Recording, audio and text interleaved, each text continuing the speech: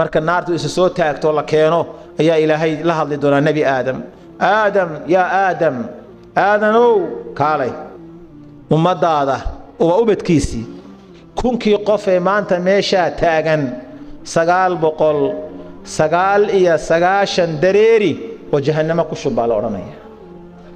kunkii yaa laga soo reebay qof kaliya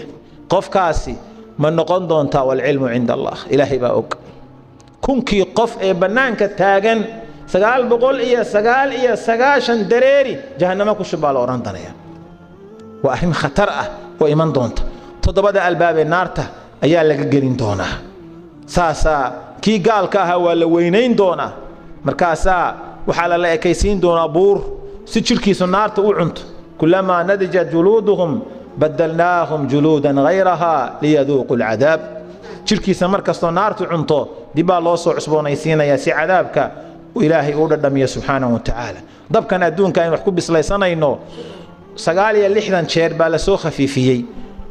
960 jeer baa lagu dari doonaa kana adduunka maanta haysano 70 jeer isagoo la laabay ayaa la geyn doonaa naarta jahannama ayuu noqon doonaa halkaas ayuu asalkiisi ka yimi halkaas bani aadamka lagu gubi doona naar iyo dhagxan ayaa bani aadamka u noqon doonta xaabo naarta jahannama lagu shido waxa jirta meel la yiraahdo qantara oo jannada iyo naarta u dhaxaysa oo muuminiinta maxaan ku yiraahdaa bayna jannati wan naar lagu hakin doono halkaasa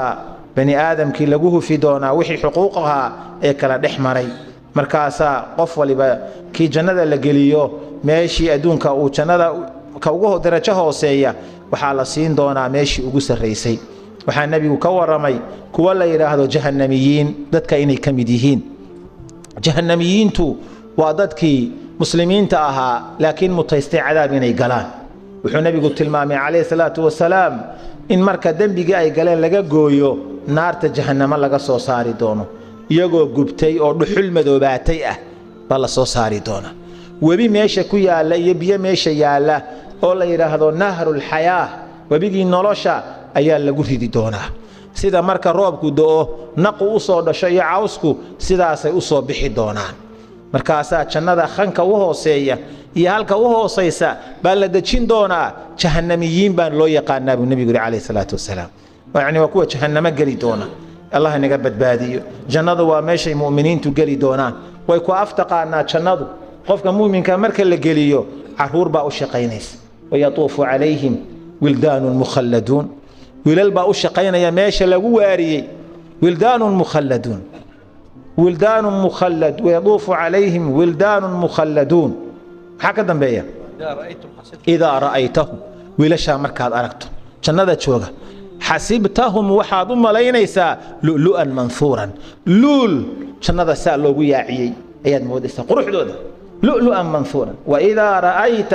ثم رأيت نعيما وملكا كبيرا هذا أركتهم إيشا نمع آدوين هي ملكي وين بد أركيسا أبو الله سبحانه وتعالى ما حد مرينا يسوي ليش الشقين يبقى عين كاسة ضد كما كورنا ما كان الله شقيني كنا ضوي كأفتقنا مركات قشوا استراد ما أنت ورتلو يا تفاح وكجوع عن الله لندن الرف تفاح جوريسا كو إيمانيس مد عسبة كويا الله مد عقارن بكويا الله مد بالنوع كأفتقنا وتسكعونيسا شراب بعض بهانيسا كل جيو كوب كيو أرديا أفك كهل الميسد على وشك أفقرنيسا مركي وإيمانيسا موجودة جنة واحد وباهته وديار